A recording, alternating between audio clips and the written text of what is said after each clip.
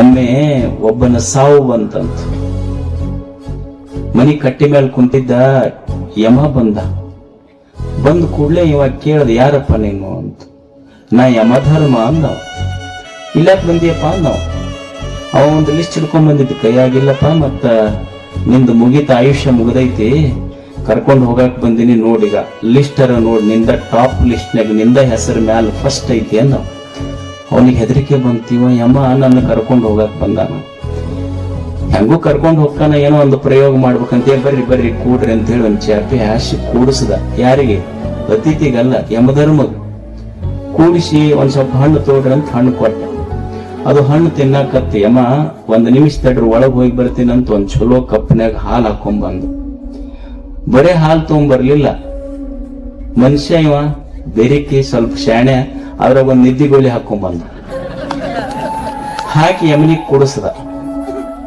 ಮತ್ ಮನುಷ್ಯರಾದ್ರೇನು, ಯಮ ಆದ್ರೂ ಗೋಲಿ ಕೆಲಸನ ಮಾಡೋದಿಲ್ಲ, ಅದು ನಿದ್ದೆ ಹತ್ತಿ ಬಿಡ್ತದ ಪಾಪ. ಅವ ನಿದ್ದೆ ಹತ್ತದ ಕೂಡ ಇವ ಏನ್ ಮಾಡ್ದ, ಆ ಲಿಸ್ಟ್ ತಗೊಂಡು ಕಂಪ್ಯೂಟರ್ನಾಗ ಒಯ್ದು ಮತ್ತೆ ಟೈಪ್ ಮಾಡಿ ಒಂದ್ ಮ್ಯಾಲಿತ್ತ ಹೆಸರು ತಂದು ಪೂರಾ ಲಾಸ್ಟ್ ಹಾಕೊಂಡಿವ. ಹಾಕಿ ಮತ್ತ ಅವನ ಮಗ್ಗ ಲಿಸ್ಟ್ ಇಟ್ಟ. ಅವ ಯಮನಿಗೆ ಎಚ್ಚರಾತ.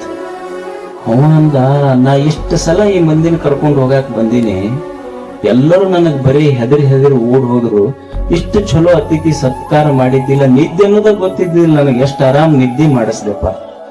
ನಿನ್ನ ಈ ಸೇವಾಕ್ ನಾ ತೃಪ್ತಿಯಾಗಿನಿ. ಈಗ ನೋಡು, ನಿನ್ನ ಹೆಸರು ಫಸ್ಟ್ ಇತ್ತು, ಈಗ ನಿನ್ನ ಬಿಡ್ತೀನಿ, ಕೆಳಗಿನಿಂದ ಕರ್ಕೊಂಡು ಹೋಗ್ತೀನಿ ನೋಡಿ. ಈಗ ನಿನ್ನ ಬಿಡ್ತೀನಿ, ಕೆಳಗಿನಿಂದ ಕರ್ಕೊಂಡು ಹೋಗ್ತೀನಿ,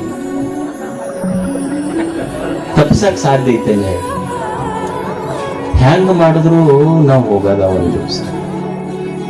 ಅದಕ್ಕೆ ಮನುಷ್ಯ ತಿಳ್ಕೋಬೇಕಾದದ್ದು, ಈ ಹುಟ್ಟು ಮತ್ತು ಸಾವು ಇವೆರಡೂ ನಮ್ಮ ಕೈಯಲ್ಲಿಲ್ಲ, ಆದ್ರೆ ಈ ಹುಟ್ಟು ಮತ್ತು ಸಾವಿನ ಮಧ್ಯದ ಬದುಕೈತಲ್ಲ, ಅದು ಮಾತ್ರ ನಮ್ಮ ಕೈಯಲ್ಲಿ.